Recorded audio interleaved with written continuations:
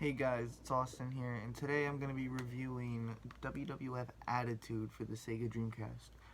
Um, WWF Attitude was released August of 1999 for the PlayStation and N64. Then a few months later in the year, we got WWF Attitude for the Dreamcast, which is the one I have. I just have this one just because it was the first. It was just the first one I really saw it for, so I just went for it. Um, this game is loaded with options and match types. That's the first thing I'm gonna say. But first, the intro is really good. To the game, it's really just the Monday Night Raw opening. That's really all it is. The game is loaded. It's got. This is the cover. This is the back.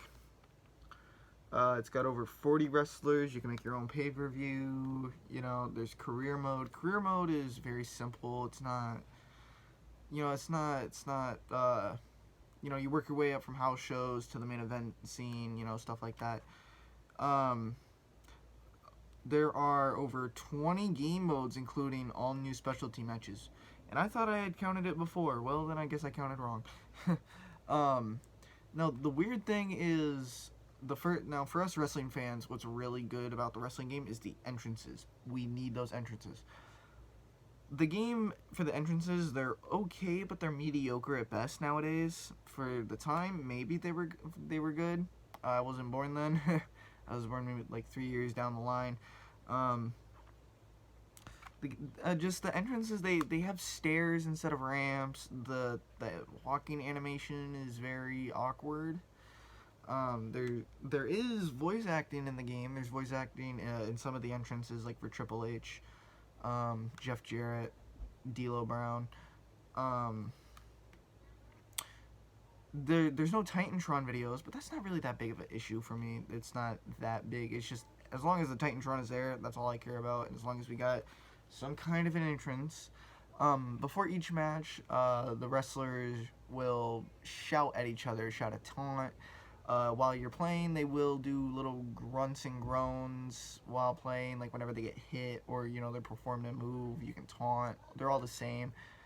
You have a health bar for both you and your opponent. The game is up to 4 players.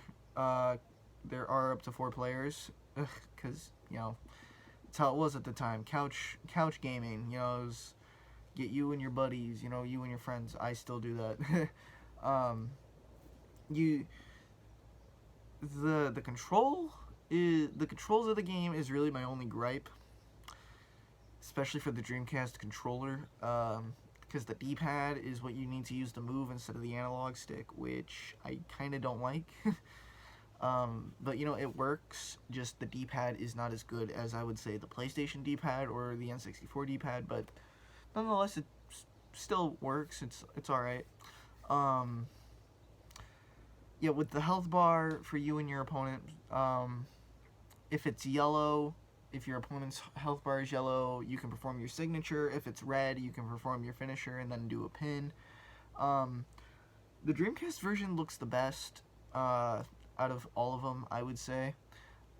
With the Create a Wrestler, it is really good for its time. It's actually really good. I like it. The entrances, you can, make a little entrance. It's fun.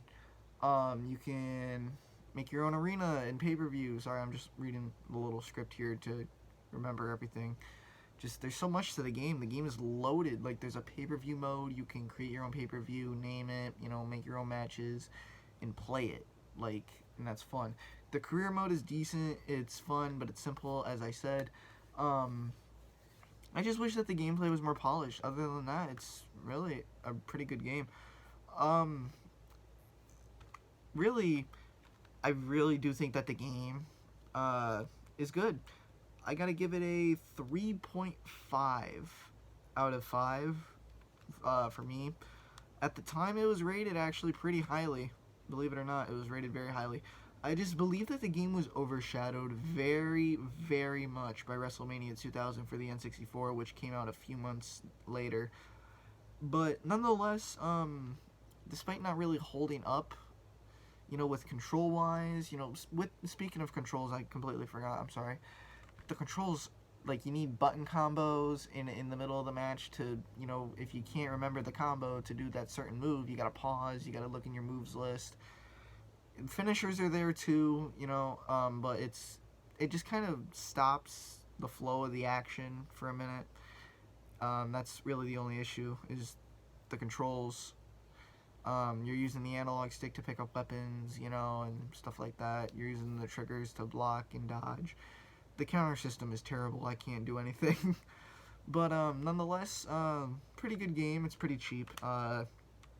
Only get it if you really need a wrestling game for the PlayStation or the Dreamcast.